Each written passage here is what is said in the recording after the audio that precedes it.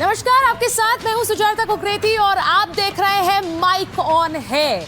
आज जिस मुद्दे पर मैंने यहाँ स्टूडियो में सारे माइक ऑन कर दिए हैं और मेरे सारे मेहमान यहाँ स्टूडियो में आज जुड़ रहे हैं, यूपी में आखिर कितने बांग्लादेशी, कितने घुसपैठिए, यूपी में तकरीबन 3 करोड़ वोट कटने वाले हैं, ऐसी खबर आ रही है। आज मैं इस पर बात कर रही हूं कि कितने बांग्लादेशी हैं, इसमें कितने घुसपैठिए हैं। आज ये सवाल इसलिए पूछ रही हूं क्योंकि इस देश में घुसपैठियों के खिलाफ एक मुहिम छेड़ी गई। अब ये मुहिम इसलिए चली क्योंकि जब आप वोटर लिस्ट को रिवाइज करने का काम करते हैं तो बहुत से ऐसे नाम निकलेंगे जो उस वोटर लिस्ट में होंगे, पर उनके पूरे दस्तावेज चेक करने के बाद ये भी पता चलेगा कि दस्तावेज फर्जी ढंग से बनवाए गए, कोई और दस्तावेज नहीं है, प्रमाण पत्र नहीं है।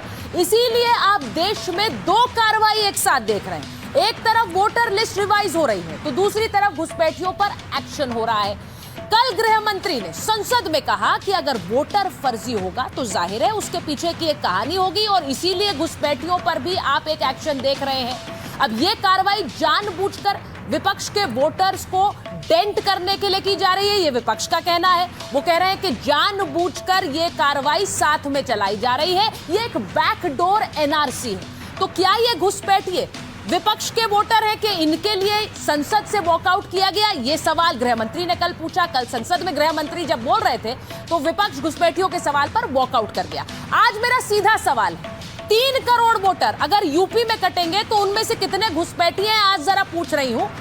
वही मुहिम अगर बंगाल में चलाई जाती है तो ममता बनर्जी उससे नाराज होती हैं, कहती है मेरे यहाँ कोई डिटेंशन सेंटर नहीं होगा। तो अगर ये घुसपैठिए क्या ममता बनर्जी के वोटर हैं? आज सवाल ये भी पूछूंगी। लेकिन इसी के साथ साथ सबसे पहले आपको ये भी बताती हूं कि एक मुहिम जो यूपी में चलाई जा रही है उसमें घुसपैठिया कैसे एक फाइल तैयार की गई, बायोमेट्रिक प्रोफाइल बनाई जा रही है उन सभी की जो घुसपैठिए की श्रेणी में डाले गए।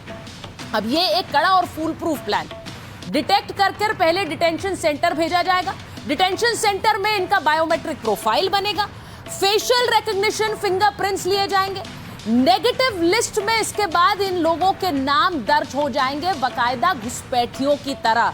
अब लिस्ट को केंद्र और राज्य की अलग राज्य हैं उनसे भी शेयर किया जाएगा।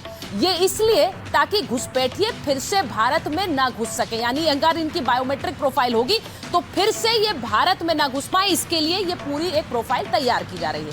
दोबारा घुसेंगे तो जेल भेजे जाएंगे। अब ये सब कुछ उत्तर प्रदेश में हो रहा है। आज मैं सवाल यही पूछ रही हूं कि क्या अगर 10 में से हर दूसरा व्यक्ति घुसपैठिया, क्योंकि अगर ये आंकड़े सही हैं तो क्या ये मुहिम नहीं चलाई जानी चाहिए? और सवाल ये भी है कि क्या इस मुहिम के तहत सिर्फ विपक्ष के वोटर को डेंट करने की कोशिश है? क्या ये एक ध्रुवीकरण का रास्ता है जैसा कि विपक्ष कह रहा है? एक जल्दी से रिपोर्ट देख लीजिए। मेरे साथ मेरे मेहमान यहाँ स्टूडियो में जुड़े हुए हैं, मैं उन सब के पास जा रही हूँ, लेकिन पहले एक रिपोर्ट देखिए। ये 2 क्यों रखे हुए? उत्तर प्रदेश में कितने घुसपैठिए? आधार कार्ड दो, आधार कार्ड। मूल निवासी कहाँ के हो? उत्तर प्रदेश में कितने रोहिंग्या? ये सवाल इसलिए क्योंकि करीब 14.5 करोड़ वोटर वाले उत्तर प्रदेश में करीब 3 करोड़ यानी हर 10 में से 2 वोटर लापता है। वो कौन थे, कहां चले गए, किसी को खबर नहीं। सवाल है कि क्या वो रोहिंग्या है या बांग्लादेशी घुसपैठिए? इसका पता लगाने के लिए योगी फोर्स ऑपरेशन टॉर्च चला रही। कहाँ के रहने वाले हैं?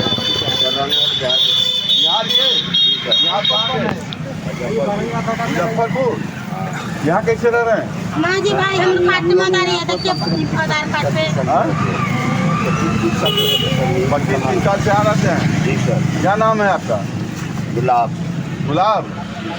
नाम बदले हैं बिहार से आने के बाद कि वही नाम है? वही नाम है। आधार कार्ड दिखाइए। 25 साल से रह रहे हो? मूल निवासी कहाँ के हो? आप भी मोमडम हो? तो ये कैसे नाम बदल दिए? मऊ के शहर कोतवाली इलाके में रहने वालों की पहचान और पड़ताल के लिए देर शाम पुलिस टीम अचानक पहुंची और दस्तावेजों की जांच शुरू कर दी। जिस पर जरा भी शक हुआ उसके मूल पता ठिकाने की जांच होने लगी। उधर की रहने वाली हो? ये आपकी बहन यहाँ कैसे रहती है? ये आपकी बहन है? ये वो शादीशुदा है। अरे बहन है आपकी, क्या लगती है? मेरा मामू की लड़की है। मामू की लड़की हैं। इनका घर कहाँ है? ये उनका घर भी वहीं शिवर जिला में है। आप दोनों आदमी झूठ बोल रही हैं क्या? इस जांच का मकसद साफ है, उत्तर प्रदेश में एक भी घुसपैठिया बचेगा नहीं। हमें घुसपैठ नहीं होने देनी है, घुसपैठियों को नहीं आने देना है। जैसे कश्मीर में धारा 370 को समाप्त करके कश्मीर में पाकिस्तानी तत्वों को मार मार करके खदेड़ करके बाहर किया गया है, ऐसे ही हम अपने सीमावर्ती क्षेत्रों में घुसपैठियों को निकाल करके बाहर करके और जो भी आपराधिक गतिविधियों में लिप्त होगा उसकी संपत्ति को जब्त करवा करके गरीबों में बंटवाने का काम भी करने का काम एनडीए की सरकार करेगी। योगी बाबा जो बोलते हैं ना वो करते भी हैं। यूपी के 3 करोड़ लापता वोटर्स को लेकर चुनाव आयोग की तरफ से जारी आंकड़ों के मुताबिक 1,27,00,000 वोटर्स कहीं और चले गए। 84,73,000 मतदाता पते पर नहीं मिले। 86 लाख वोटर्स मृत पाए गए। 23,70,000 डुप्लीकेट वोटर्स निकले और 9,57,000 ऐसे हैं जिन्होंने फॉर्म ही जमा नहीं किया। तो कैंसिल का नंबर भी अभी लेंगे क्या सर कि कुछ इतने वोटर्स कैंसिल हो गए, ये डेटा भी कुछ मिल रहा है क्या? नहीं, मैं ये कह रहा हूँ कि कैंसिल को आप ये समझ सकते हैं कि जो अनकलेक्टेबल मैं बता रहा हूँ विच इज़ 18.85%, 2.91 करोड़, ये पॉसिबली जिनके नाम कटेंगे।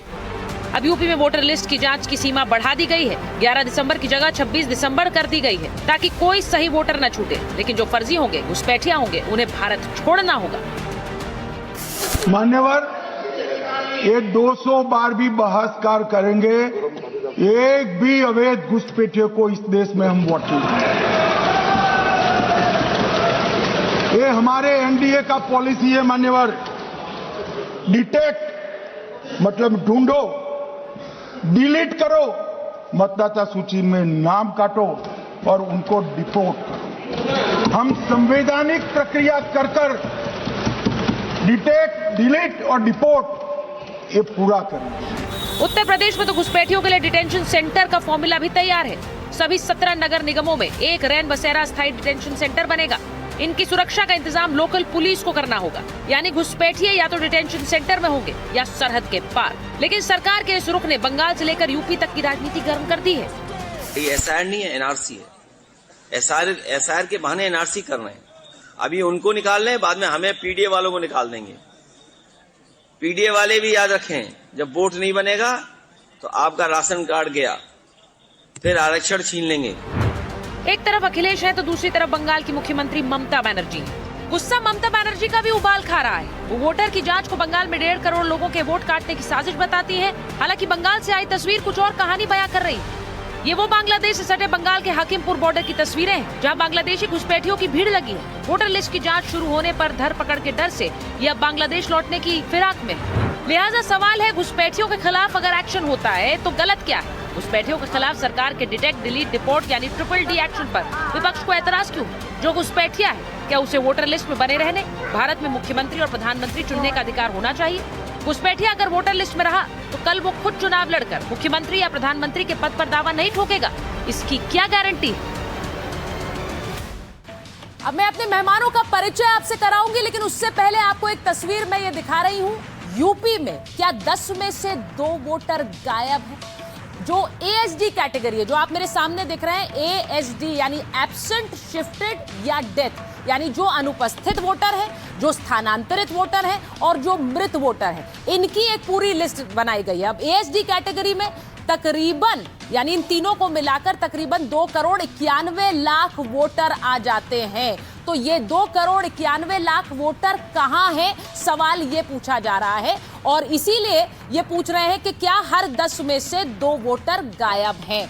मैं अपने मेहमानों का परिचय आपसे करा देती हूं।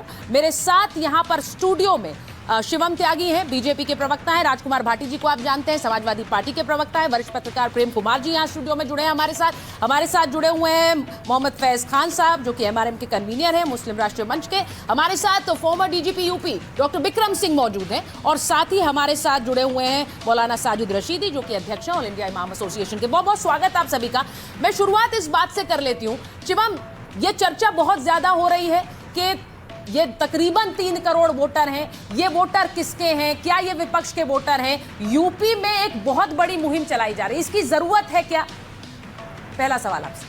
मैं मानता हूं कि बिल्कुल जरूरत है। जहां तक बात एसआईआर की है, अप्रॉक्सीमेटली 99.24% डिजिटलाइजेशन हो चुका है, लेकिन जो रिवर्स में फॉर्म आए हैं वो अभी तक सिर्फ इलेक्शन कमीशन के पास अप्रॉक्सीमेटली 81% है। 1 करोड़ 27 लाख वो लोग हैं जो माइग्रेट कर गए हैं, अप्रॉक्सीमेटली 40 लाख वो लोग हैं जो कि 3% बनता है जो मृत हैं, करीब 27 लाख वो लोग हैं जिनका पता नहीं, और अभी आगे भी इन्वेस्टिगेशन का विषय चल रहा है। अब आगे आता है जरूरत की, जहां तक बात है बिल्कुल है। अगर आपको इलेक्शंस में दिक्कत लगती थी, अगर आप फर्जी वोटर को लेकर इशू बनाते हैं, हर रोज आप प्रेस कॉन्फ्रेंस करते हैं, हर तरीके की चीजों को लेकर आगे आते हैं, तो मैं मानता हूं कि ये बहुत आवश्यक है। जहां तक बात वोटर किसके है, ऐसा है भाई हमारे पास कोई ऐसी मशीन है नहीं। हमें इतना पता है कि जो इस देश का राज्य का वोटर नहीं है, जो 2 जगह वोट बनवाकर बैठा हुआ है, जो स्थानांतरित हो चुका है, जिनकी जान जा चुकी है, उन लोगों का वोटर लिस्ट में कोई काम नहीं है, उनका सफाया होना चाहिए। हाँ, कोई अगर ये मानता है कि घुसपैठिए उनके वोटर हैं तो इसीलिए शायद वो बचाव कर रहे होंगे, बाकी तो कोई विषय बचता ही नहीं। अच्छा, घुसपैठिए, कल देखिए गृह मंत्री ने कहा कि भाई मैंने घुसपैठिए पर बात की, आप वोट चले गए संसद छोड़कर। भाटी जी, अब ये हर 10 में से 2 वोटर, ये जो पूरे 3 करोड़ वोटर्स की बात आ रही है कि ये ASD कैटेगरी में है, यानी एब्सेंट है, ये शिफ्टेड है या फिर डेड है, तो इनका क्या हिसाब? जब ये SIR प्रक्रिया शुरू हुई उत्तर प्रदेश में, पहली बात तो बार बार ये कहते हैं कि SIR का विरोध कर रहे हैं। समाजवादी पार्टी ने या किसी विपक्षी पार्टी ने SIR प्रक्रिया का विरोध नहीं किया। समाजवादी पार्टी ने जो मुद्दे उठाए थे, जो ऑब्जेक्शन उठाए थे, वो सही सिद्ध हो रहे हैं। हमने कहा था समय कम दिया गया है, बहुत जल्दबाजी में ये कर रहे हैं, इसके पीछे इनका कोई धांधली करने का मकसद है। आज फिर दोबारा 15 दिन के लिए समय बढ़ा दिया गया।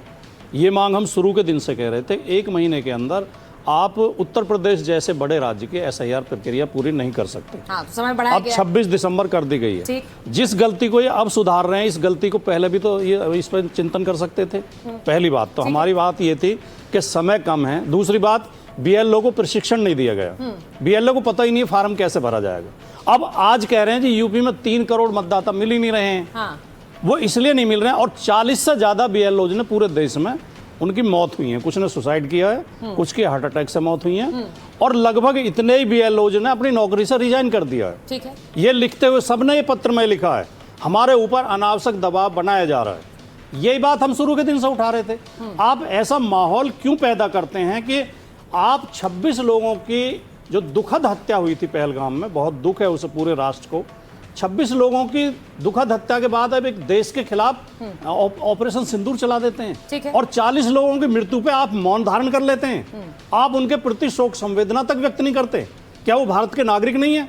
क्या उनकी मौत का आपको दुख नहीं है? ठीक है। और क्या इसके लिए यह ना कहा जाए कि आपकी जो अनियंत्रित प्रक्रिया है, हाँ। जो आपकी जो बिना योजना के अनियोजित प्रक्रिया है, उसकी वजह से इनकी मौत हुई है। अब मैं हमारा सवाल ये है, भाटी जी, मेरा सवाल ये है कि आपने कहा BLO की मौत पर, मैं बिल्कुल सही बात है और ये वाजिब सवाल है, इसे लेकर कई चर्चाएं यहाँ पर हुई हैं।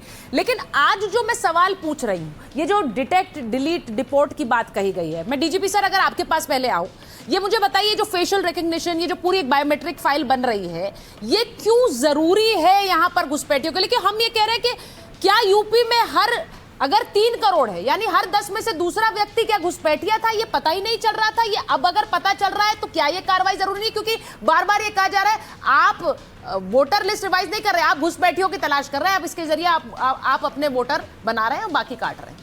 सुचरिता जी, ये एक राष्ट्र विरोधी गतिविधि है और किसी राष्ट्र की जिम्मेदारी है कि अपने को महफूज रखे, अपनी हिफाजत करे। हाँ। और जो ये कह रहा है कि आपको नहीं करना चाहिए, मुझे जानना होगा क्या कारण है, मजबूरी है आपकी कि आप अपनी हिफाजत के लिए, मैं अपनी हिफाजत कर रहा हूं, तो किसी को क्या आपत्ति हो सकती है? वोटर्स लिस्ट अगर रिवाइज हो रही, बायोमेट्रिक्स इस्तेमाल हो रहे हैं और फेशियल रिकग्निशन हो रहा है, क्योंकि ये ऐसी बड़ी एक इंडस्ट्री हो गई है कि इसके तौर तरीके अगर आप देखें वो भयावह हैं। इनको फर्जी प्रमाण पत्र देना, फर्जी डॉक्यूमेंटेशन देना, जगह जगह जाकर के मल्टीपल वोटिंग की व्यवस्था करना, तो अगर इस इंडस्ट्री की कमर तोड़ी जा रही है जो कि राष्ट्र विरोधी गतिविधियां हैं और ISI प्रायोजित है, मैं आज आपको कह रहा हूं क्योंकि मैंने इस पर बहुत काम किया है, प्रत्येक जिले में उत्तर प्रदेश के हर कॉन्स्टिट्यूएंसी में एक कम से कम 25,000 ऐसा कर दें जिससे कि एक सीट इनकी निकल आए, और जब सरकार बने तो 75 सीट ऐसी आ जाएं जो कि सरकार के गठन में या गवर्नेंस में जिनका हस्तक्षेप हो। आप क्या समझते हैं कि इस पे शासन प्रशासन को हस्तक्षेप नहीं करना चाहिए? बिल्कुल करना चाहिए। और अगर हम न करेंगे तो हम बिल्कुल उसी की तरीके शुतुरमुर्ग की तरह अपना सर हम बालू में धंसा देंगे, ये समझते हुए कि यहाँ पर किसी तरह का कोई खतरा नहीं है। खतरा है, और यहाँ पर एक पक्ष ये भी है, मैं उन्हीं के शब्द कह रहा हूँ, ये हमारी अमानत है। और जहाँ पर जिस समाज में ऐसे लोग हैं जो घुसपैठियों को, राष्ट्र विरोधियों को ये कहें कि हमारी अमानत है, उनके ऊपर भी वॉच रखिए। देखिए, मैं एक सवाल ये इसलिए पूछूंगी क्योंकि बार बार अगर फैज साहब ये कहा जाता है कि अगर ये घुसपैठिया भगाओ नहीं है, ये मुसलमान भगाओ एक अभियान है, ये कहा जाता है कि नहीं कहा? बहुत से लोग ये कह रहे हैं, तो क्या वाकई ये ऐसा है? क्योंकि अगर घुसपैठिए हैं तो क्या घुसपैठियों का धर्म है? बिस्मिल्लाहिर्रहमानिर्रहीम। भारत माता की जय, वंदे मातरम। आदरणीय सुचरिता जी, ये विक्टिम कार्ड खेलना और बार बार मुसलमानों को इसमें घुसा देना, ये काम कांग्रेस पार्टी और समाजवादी पार्टी का है। कांग्रेस और समाजवादी पार्टी ने मुसलमानों का तुष्टीकरण और राजनीति का अपराधीकरण किया, और इस तुष्टीकरण के तहत मुसलमानों को इतना कट्टर बना के प्रूव कर दिया है कि आज मुसलमान बहुत सारी प्रॉब्लम फेस कर रहे हैं। ओला उबर आप देखिए कैंसिल कर दे रहे हैं मुस्लिम नाम देखकर, कोई किराए से घर नहीं दे रहे। इसके पीछे कारण इनकी तुष्टीकरण की राजनीति है, और मुसलमानों को ऐसा करके इन लोगों ने पेश कर दिया है।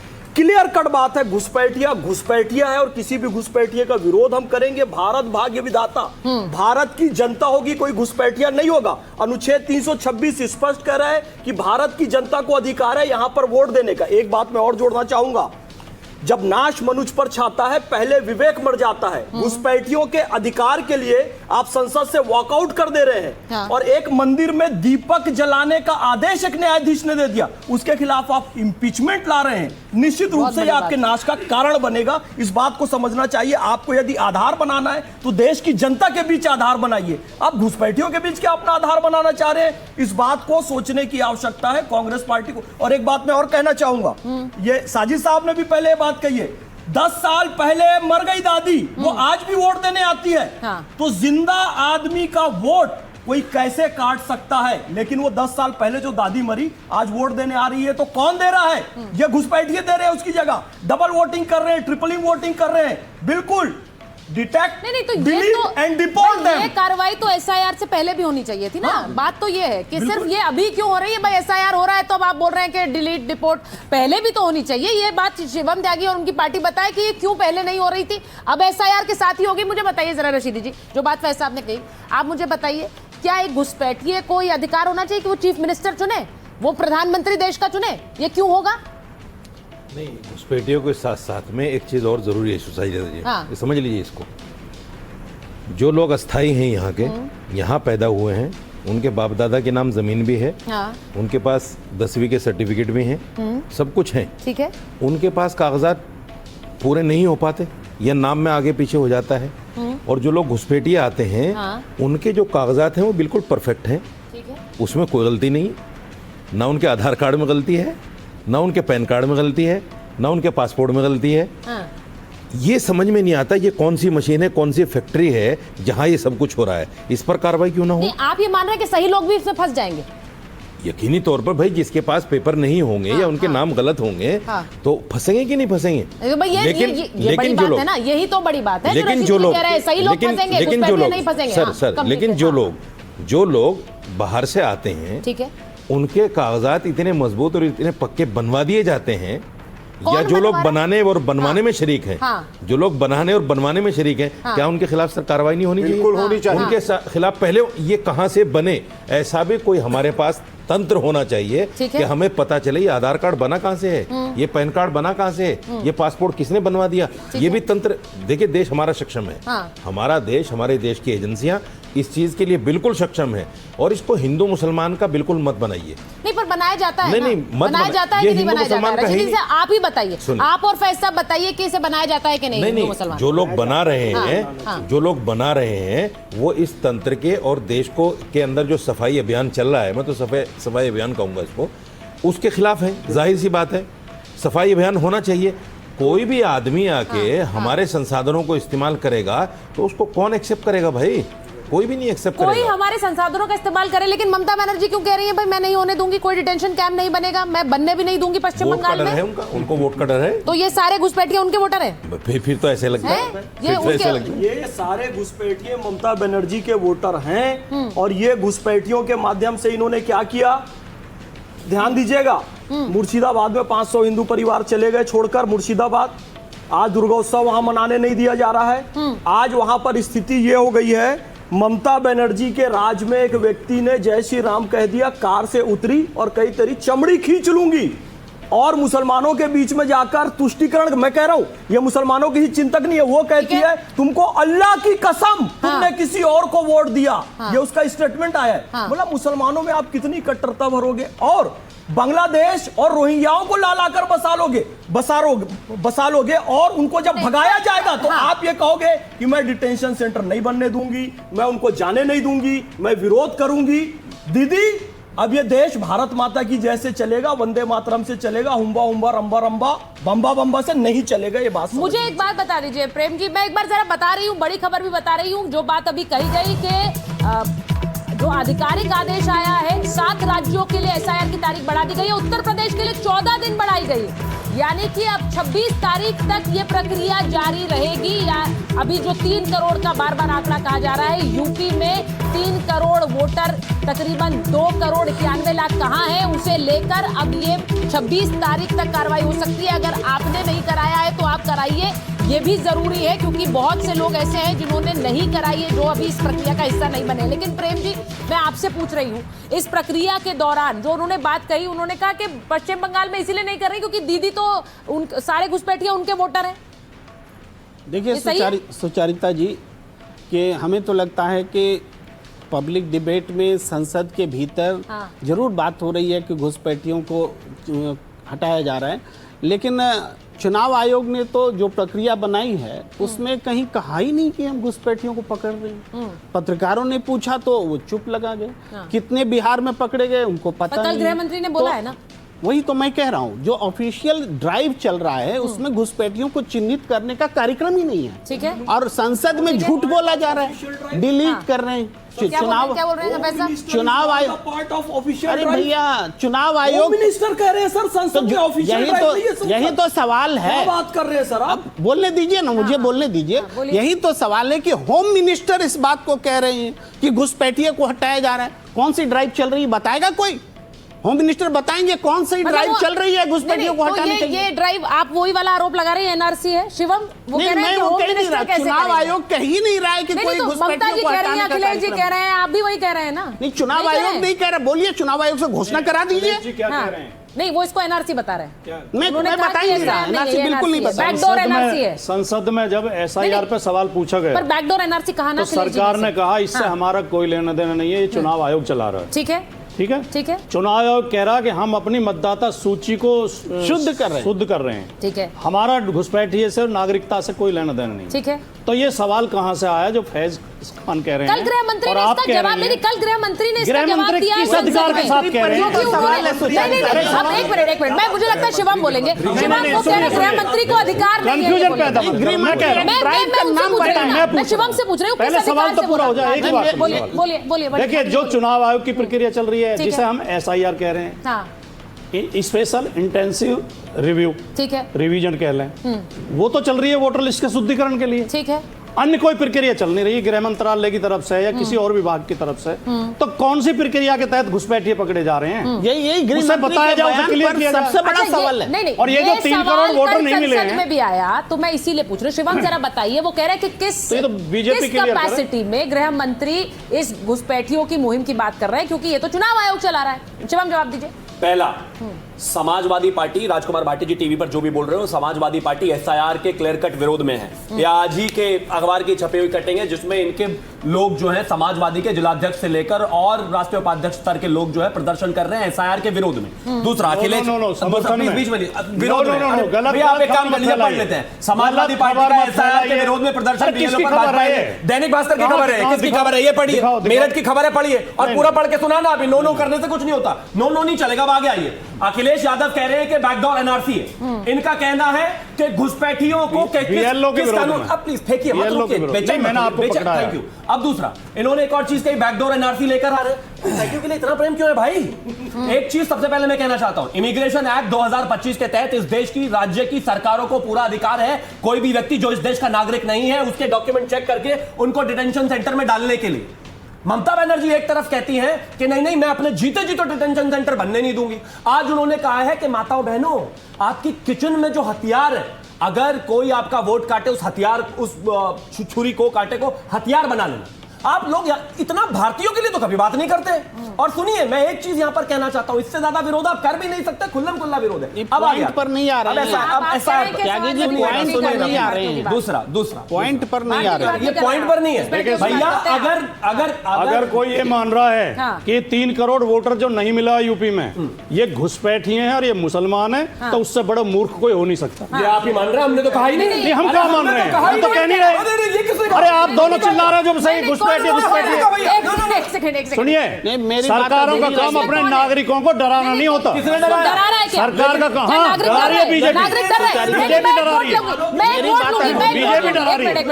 नहीं भाटी जी ने बड़ी महत्वपूर्ण बात कही है। मैं एक वोट लूंगी, क्या ये जो घुसपैठिया भगाओ या फिर मैं कहूं एसआईआर की प्रक्रिया, इससे क्या नागरिक डर रहे हैं? बस मैं एक हाँ या ना, हाँ या ना। नहीं आपने कहा डर रहे हैं, बीजेपी डरा रही है। क्या नागरिक डर रहे हैं? हाँ या ना में जवाब। नहीं देखिए, ये जो डिटेंशन सेंटर का जो कॉन्सेप्ट है ना, ये डर पैदा करने के लिए जो है। तो सवाल ये है, ऐसा नहीं सुनिए, नागरिकों के लिए ऐसा कौन सा कानून है कि आप घुसपैठियों को डिटेंशन सेंटर में डाल देंगे? उनको डिपोर्ट किया जाएगा। घुसपैठे की पहचान तो हो, पहचान तो अभी होनी नहीं।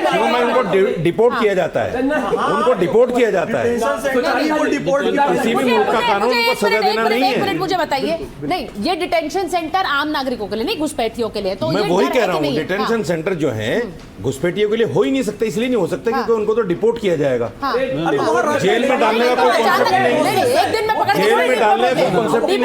क्या डीजीपी सर एक दिन में पकड़ के डिपोर्ट हो जाते हैं? हमारे घर में अपराधी हैं, उनको बाहर करना ही है। इससे भय कम होगा, इससे भय कम होगा। भय होने का क्या काम? भय है क्या? बिल्कुल, हमको इस देश के नागरिक हैं, हम में कोई भय नहीं है। चूहेदानी डिटेंशन सेंटर में सारे चूहों को इकट्ठे किया जाएगा और एक साथ देश से निकाला जाएगा। यही डिपोर्ट है। जो डिलीट कर रहे हैं ना, उसके बाद ऐसे ही हम डिपोर्ट करेंगे, लेकिन पहले डिटेक्ट करना पड़ेगा और उसको चूहेदानी में बंद करना पड़ेगा। देखिए अब भाई यहाँ पे वो बोल रहे हैं कि डर नहीं है। हाँ, नहीं डर है क्या? हमारे बीच में बहुत सीनियर आईपीएस बैठे हैं, ठीक है। अभी बात आई अपराधियों को डिटेंशन सेंटर में डाला जाएगा, ठीक है। कौन अपराधी है उनसे पूछिए, आप सर बताएंगे कौन अपराधी है। बिना कागज कोई अनाधिकृत नहीं, ये तो प्रक्रिया चल रही है। अभी सिद्ध हो गया क्या? कोई अपराधी सिद्ध हो गया? किसको डाला जाएगा? ये सब हवा में चल रही है, सब हवा में। और सुनो, वो तस्वीरें जरूर दिखाई हमने डिटेंशन सेंटर की, पर उसमें अभी कोई गया नहीं। सब कह रहे हैं सीधा प्रक्रिया। हम इतने पढ़े लिखे लोग हैं, सीधा प्रक्रिया पहले डिटेक्ट करेंगे, यानी कि जिसके पास कागज नहीं है, जो भारत का नागरिक नहीं है, कुछ फिर ये कुछ कर सकते नहीं करेंगे। डिपोर्ट ये नोटबंदी भी लेकर आएंगे, इससे आतंकवाद की कमर टूट जाएगा। हम कर नहीं सकते, कमर नहीं टूटी। अगर हम कर नहीं देश की राजधानी पे हमले हो रहे हैं भैया। अगर देश की राजधानी में हमले, कुछ नहीं कर सकते, नहीं कर सकते, तो डर क्यों रहे हो फिर आप भाई? फिर आपके कोई दिक्कत नहीं। हम क्यों डरेंगे? अरे हम क्यों डरेंगे? आप जानो। अरे भैया जो आप डराने की कोशिश कर रहे हो, लेकिन हम डर नहीं रहे। उसको तो डरना पड़ेगा ना भैया, डरना पड़ेगा। जिस हिंदुस्तान में घुसपैठियों के समर्थक एक ही विपक्ष, आतंकवादियों का समर्थक एक ही विपक्ष, इनको जब भी बचाने का नाम आएगा कांग्रेस और समाजवादी पार्टी वाले सबसे पहले खड़े मिलेंगे आप। आज यही हाल घुसपैठियों के साथ हो रहा है, कल यही हाल आतंकवादियों के साथ हो रहा था। आने वाले समय में धीरे धीरे आने लीजिए, आप इसके विरोध में भी आएंगे, आप रोकोगे भी, कोई बात नहीं, खुद ही हथकड़ी लगा के ना खड़े हो जाएंगे, ये देखिए हमें भी डिटेंशन सेंटर में डाल दिया। देखिए क्यों डरना है भाई? एक घुसपैठिया है, उसके बारे में बात हो रही है, उसको बाहर भेजना है। सारी पार्टियां यही चाहती हैं, सारे लोग यही चाहते हैं, बुद्धिजीवी यही चाहते हैं, तो चुप हो जाइए। प्रोसेस पे अगर कोई दिक्कत होगी तो इस देश में कोर्ट्स है, इलेक्शन कमीशन है, सब है।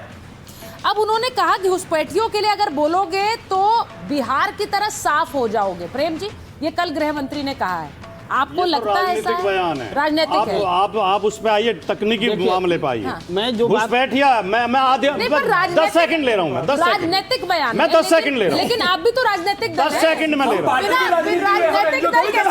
10 सेकंड बोलिए, अच्छा बोलिए। घुसपैठिया उसे कहते हैं कोई दूसरे देश का नागरिक चोरी छिपे हमारे देश में आकर रह रहा हो, हम उन सब के खिलाफ हैं, हम उनको किसी के समर्थन में नहीं है। पहली बात, घुसपैठियों की पहचान की कोई प्रक्रिया सरकार ने अभी शुरू नहीं की है। ये लोगों को ध्यान भटकाना चाहते हैं। दिल्ली गैस चैम्बर बनी हुई है, प्रदूषण से लोग मर रहे हैं। दिल्ली में आतंकवादी हमला कर रहे हैं पाकिस्तान से आके, लोग मर रहे हैं, ये रोक नहीं पा रहे। हाँ। ये इनसे ध्यान हटाने के लिए घुसपैठिए, डिटेंशन सेंटर, डिपोर्ट कर देंगे, ये फालतू की बातें कर रहे हैं। कोई प्रक्रिया नहीं चल रही है। सरिता एक चीज और नहीं, अच्छा बोलिए रशीद जी, बोलिए। मैं ये कह रहा हूँ, देखिए घुसपैठिया होता है, बांग्लादेश से आए, पाकिस्तान से आए, कहीं से भी आए। सही बात। 10 आदमी एक घर में रहते हैं। हाँ। एक आदमी के कागज पूरे नहीं मिले आपको, क्या करेंगे आप उसका? क्या करेंगे भाई? 10 आदमी पूरा घर गांव में गवाही रह रहे देगा, हैं। प्रधान गवाही देगा, एमएलए गवाही देगा, एमपी गवाही देगा कि ये हम हमारा आदमी। क्या करेंगे उसका? ये डर कोई किसी तरह का, ये जो बात रशीदी जी कह रहे हैं, ये क्या डर है? बहुत से लोग कह रहे हैं हमें कागज दिखा देते हैं, कहीं हमें ना घुसपैठिया बना ये दें। डर है, ये डर है कि नहीं है? ये डर है। हाँ। मैं यूपी का डीजीपी रहा हूँ। हाँ, बिल्कुल सर, मैंने इसलिए और पूछ रही हूँ। श्रीमती जी ने अपने कागज भेजे, हाँ। बीएलओ ने रिजेक्ट कर दिए। उनका साहब इसमें 4 एंट्रीज आप और भर के दीजिए। ले डीजीपी सर के भी कागज रिजेक्ट कर दिए, चाहे पहली बार। उन्हें घुसपैठिया मानना है, पूरी बात उन्हें घुसपैठिया मानना है, हम यही तो कह रहे हैं। वो हमारा समर्थन कर रहे हैं। सुनिए ना, पूरी बात तो सुनिए आप। पहले पूरी बात सुन लें। लेकिन जब ऑब्जेक्शन दूर कर दिए, हाथ के हाथ वो पूरा भी हो गया। असम में क्या ये हुआ? प्रोसीजर है। असम में ये हुआ कि पूर्व राष्ट्रपति, उसके खानदान के लोग किसी को भी नहीं बख्शा जा रहा है। किसी को नहीं बख्शा जा रहा है। सामान्य और नागरिक प्रोसीजर हो, पूर्व डीजीपी हो, सबकी बराबर से सब पे कार्रवाई हो रही है, सबके फॉर्म भरे जा रहे हैं, चेक किया जा रहा है, बताया जा रहा है साहब ये कमी है, इसको पूरा कीजिए। आप देश के नागरिक नहीं, हैं। अब देखिए क्या हो क्या रहा है। ये जो 3 करोड़ का फिगर बार बार आया जा रहा है, इसका मतलब ये कहाँ से आया है? इसका कोई सोर्स है? नहीं, क्योंकि जो पेपर, इसका कोई सोर्स है क्या? इसीलिए मैं बता देता हूँ, गाजियाबाद में बीजेपी के पूर्व विधायक हैं रूप चौधरी, उनका वोटर लिस्ट में नाम नहीं है, जबकि वो 20 साल। बिहार में इलेक्शन कमीशन ने एक टोटल पूरा डेटा दिया एसआईआर होने के बाद। ठीक है। ये सारे बुद्धिजीवी लाइन लगा के एक कंप्लेंट नहीं निकाल पाए। एक 7 करोड़ 45 लाख वोटर थे। पहले बोलिए, घुसपैठियों पर कोई ड्राइव चल रहा है, कोर्ट में नहीं ला पाए, यहाँ पर भाषण दे रहे हैं, ये डेटा गलत है, ड्राइव चल रहा है। हाँ, भैया सुनिए, बताइए ना, इसका जवाब दीजिए। गृह मंत्री झूठ बोल रहे हैं, आप इसका जवाब दीजिए। अच्छा मुझे बिल्कुल नहीं, लेकिन लोगों को डिटेक्ट करना बिल्कुल पूरे तरीके। कौन सा ड्राइव चला रहे हैं गृह मंत्री जी? बताइए ना, आप रो क्यों रहे हो? कहाँ डिलीशन हो रहा है? कहाँ? उनके लिए अपना देश इतना नहीं रो रहा जितना हमारे देश के लोग रो रहे हैं। अच्छा मैं एक चीज, अच्छा सुनिए, क्यों बोल रहे हैं?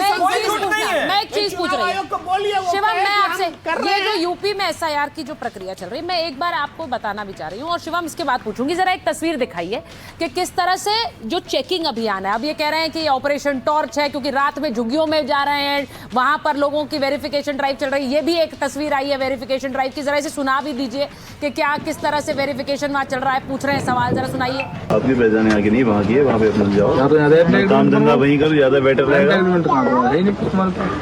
बताओ कुछ है यहाँ का तुम्हारे पास? ना, तो यहाँ नहीं तो वहीं जाओ। आपकी पहचान आगे नहीं, वहाँ की है, वहाँ पे अपना जाओ, काम धंधा वहीं करो, ज्यादा बेटर रहेगा।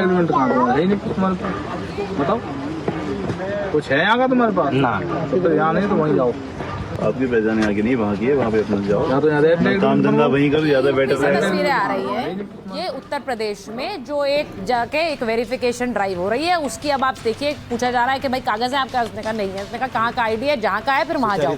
अब मैं इस तस्वीर पर सवाल पूछना चाहती हूँ, जिसके पास नहीं होगा, मैं आ रही हूँ रशीदी जी, मैं शिवम, जिसके पास नहीं होगा कागज, उसका क्या करेंगे भाई? उसको देश निकाला? बिल्कुल नहीं, ये ऐसा संभव है। नहीं, वो तो यही पूछ रहे हैं ना, भाटी जी पूछ रहे हैं आपके बगल में बैठे प्रोसेस की बात करते हैं, फिर आगे। पहली बात, सरकार को इसका अधिकार है, बिल्कुल।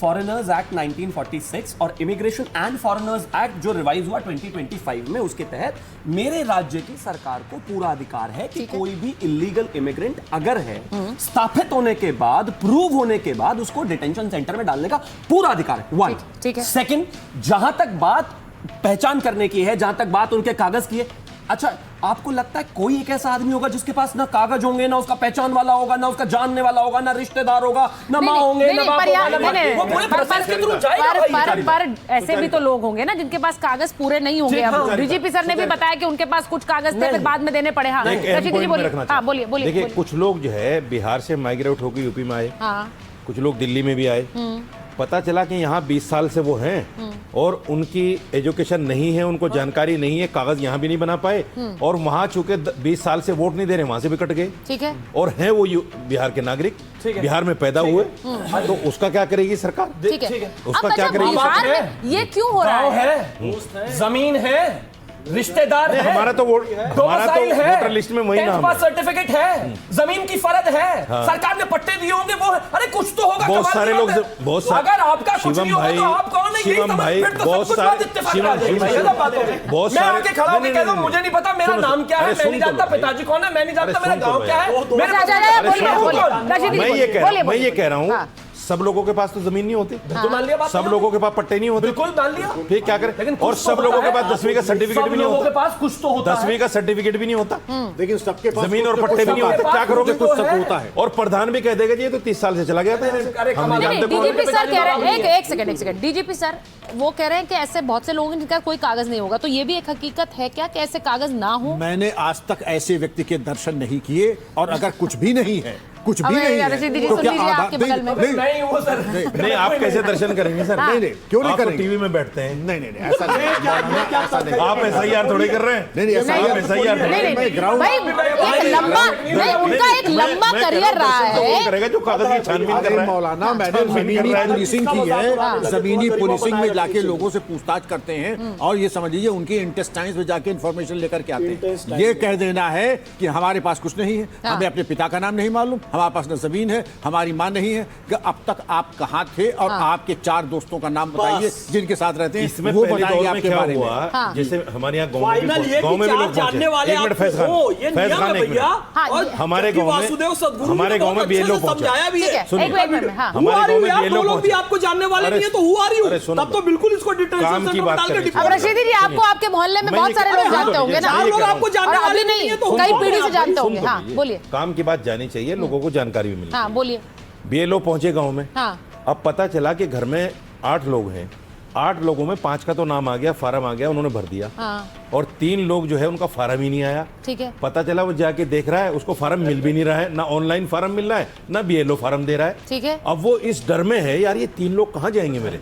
सच बता रहा हूँ मैं आपको। नहीं, ये वाजिब, ठीक है, वो सवाल पूछ रहे हैं, सवाल पूछ रहे हैं, कहाँ जाएंगे 3 लोग? मेरा एक निवेदन है, एक तो साबू और चाचा चौधरी वाली कॉमिक्स में लिखना शुरू कर दो, आप माहौल बहुत अच्छा बनाते हो, लेकिन ये रियल नहीं। दूसरा, किसी में कोई डर नहीं है, ये लोग को 3 बार जाना है अकेले। अगर मैं खास तौर पर बिहार की, मैं सुन लीजिए, मैं बिहार की बात करता हूं, बिहार में 48,000 BLO हमारे, 42,000 RJD के, 18,000 कांग्रेस के। आपको लगता है जब चुनाव होता है किस तरीके से दिन रात लोग काम करते हैं? मैं तो इनको भी कहता हूं, अखिलेश जी ने कहा कि PDA प्रहरी लग के लोगों की मदद करें, नहीं बचेगा कोई भी व्यक्ति।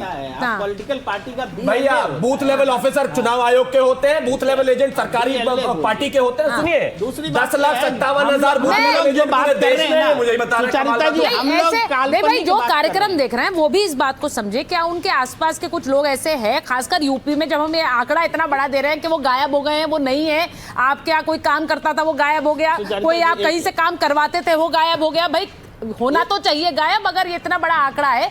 यहाँ पर एक बड़ी खबर बता दूं, अखिलेश यादव का एक ट्वीट आया है, अब वो इसे अपनी जीत बता रहे हैं, वो कह रहे हैं हमारी जायज मांग की जीत हुई है, और वो ये भी कह रहे हैं कि जो सभी PDA प्रहरी हैं वो दुगनी गति से लग जाइए, PDA प्रहरी को लोकतंत्र सेनानी कह रहा है देश। मतलब वो कह रहे भैया, अरे उन्होंने कहा था PDA के कटेंगे, अभी उन्होंने कहा घुसपैठिए कटे, अब हमारे PDA का नंबर आएगा, ये क्यों कह रहे हैं भैया अखिलेश जी? एक सवाल तो बहुत बड़ा है। हाँ, ये जो इस तरह के अल्फाज आते हैं, इनके पीछे मकसद क्या होता है? वो देखिए मौलाना जी ने सवाल उठाया, अब क्यों लाते हैं, कहां से लाते हैं? अभी थोड़ी देर पहले कह रहे थे कि मौलाना जी को जवाब देंगे, वोट का मामला है, विरोध कर रही है SIR का। हाँ। ये जो PDA प्रहरी हैं हमारे, वही हैं जो SIR प्रक्रिया में लगाए गए हैं। हमारे लोगों ने जिले में, विधानसभाओं में गाड़ियों पे माइक लगा के प्रचार कर रहे हैं, हाँ। बैनर लगा के अपना फार्म भरें, SIR कराएं। हम बूथ पे गए। फिर आप डर क्यों फैला रहे कि अब अगली बार PDA के कटेंगे?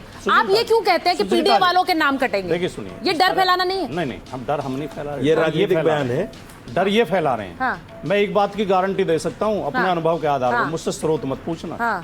ये जो 3 करोड़ वोटर नहीं मिल रहे हैं ना, इनमें 2.5 करोड़ से ज्यादा हिंदू में निकलेंगे।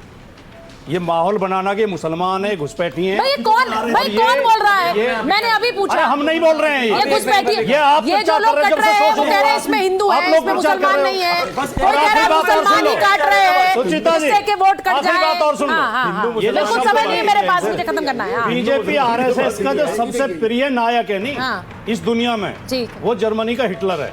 ये शब्द हिटलर के थे। अब आप ऐसे बयान देंगे तो डिबेट खत्म नहीं हो पाएगी। अब शिवम जवाब देंगे। नहीं शिवम जवाब देंगे। जल्दी से मेरे पास समय नहीं है। ये जो शब्द है जल्दी 10 सेकंड ठीक है 10 सेकंड शिवम, मेरे पास समय नहीं है। सुनिए मैं सुनिए, अगर बिहार के रिसोर्सेज, नेचुरल रिसोर्सेज बिहार के बच्चों को मिले, बंगाल के बच्चों को बंगाल की जिम्मेदारी मिले, उनका सब कुछ मिले, और देश के नागरिकों को सिर्फ देश की सेवाएं मिले, और अगर बाहरी को बाहर निकालना, घुसपैठिए को बाहर निकालना, आतंकवादी को बाहर निकालना, जो देश का नहीं है उसको बाहर निकालना हिटलर शाही है ना। देखिए माफ कीजिए, अब ये राजनीति ऐसी है। सुनिए मेरी बात, ये राजनीति ऐसी है। कोई कह रहा है ये घुसपैठिए नहीं है, ये हिंदू वोट निकलेंगे, कोई कह रहा है ये मुसलमान है जिनको निकालना जा रहा है।